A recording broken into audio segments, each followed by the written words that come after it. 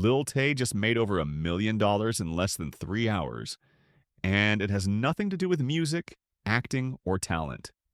It's the result of one of the most disturbing countdowns in modern internet history. But this story didn't start on her 18th birthday. It started nearly a decade ago when a 9-year-old girl in designer clothes told millions of strangers that her toilet cost more than their rent. This isn't just about going viral, it's about what happens when the world teaches a child to value clout above everything, and how the second she becomes legal, that same world lines up to buy the next piece of her. Back in 2016, Lil Tay exploded online. A tiny girl with a big mouth, flexing luxury cars, cash stacks, Gucci belts, and designer everything. She called herself the youngest flexer of the century, and the internet couldn't look away. But it wasn't long before the curtain slipped. Leaked footage showed someone coaching her, telling her to insult people louder, be more ignorant, more outrageous. The voice behind the camera? Allegedly her older brother, the one pulling the strings. The internet laughed, then it got uncomfortable, and eventually it got angry. After the backlash, Lil Tay vanished. Her family, especially her brother and mother, were slammed with accusations of abuse and exploitation. The question wasn't whether Tay was talented, it was who had been using her for views and then how far they'd go. Everyone had an opinion. Some blamed the brother, others pointed fingers at the parents, but the damage was already done.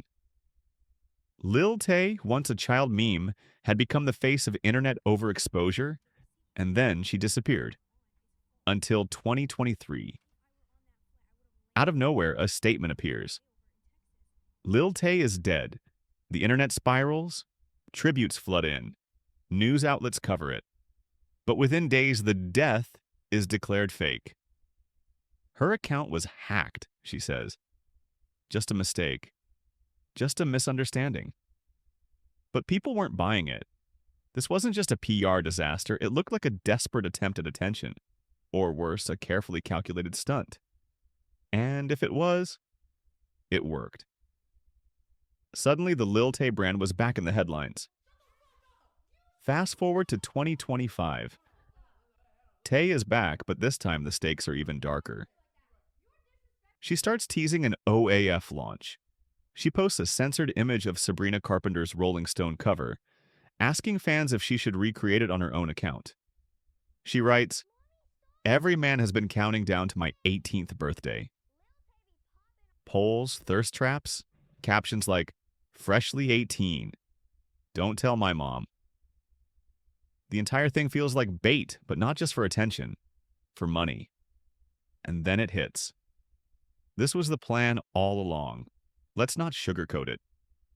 This wasn't just about Tay launching a subscription page. This was about the grown men who had allegedly been waiting for years, yes, years, for her to hit the legal age to sexualize herself online. It echoes what we saw with Bhad Bhabie, who made millions within hours of turning 18. But Tay's case feels worse, because she didn't just capitalize on attention. She used the exact same voice, branding, and arrogance she was coached into as a kid. Only now it's been weaponized for a much more adult audience. In one IG Live, Tay's brother allegedly mocks the hesitation, saying she'd be disappointing everyone who's been waiting since 2018. That's 7 years ago, when she was 11. That quote alone should give you chills. It raises the question, is Tay really in control now? Or is the same person who turned her into a meme at 9 now running the show behind her 18-plus content? No one seems to be stopping her. Not family, not the platforms, not the fans. And maybe that's the most disturbing part of all.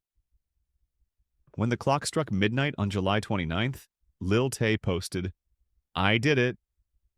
Link in bio. All content shot at 12:01 on my 18th birthday." She wore a shirt that said, "Corn star in training." She knew exactly what she was doing, and so did everyone who signed up. Within 3 hours, she allegedly made over $1 million, $500,000 in subscriptions, $26,000 in tips, another $500,000 in messages. It became a celebration online. Get that bag. Tay won. Y'all just mad she's rich. But what are we really celebrating? Lil Tay spent her childhood flexing on strangers because someone told her it was power. Now she's selling her adulthood to those same strangers because someone told her it's empowerment. But is it? Mia Khalifa once said her short time in the industry followed her forever, that it destroyed relationships, limited opportunities, and damaged her mental health in ways no one warned her about. Tay is walking the same path, only this time she's the one holding the camera, and somehow that makes it even sadder. Lil Tay told the world she was rich at 9. She flexed on everyone and disappeared.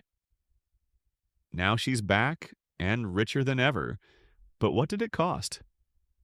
Maybe she sees this as taking her power back. Maybe it is.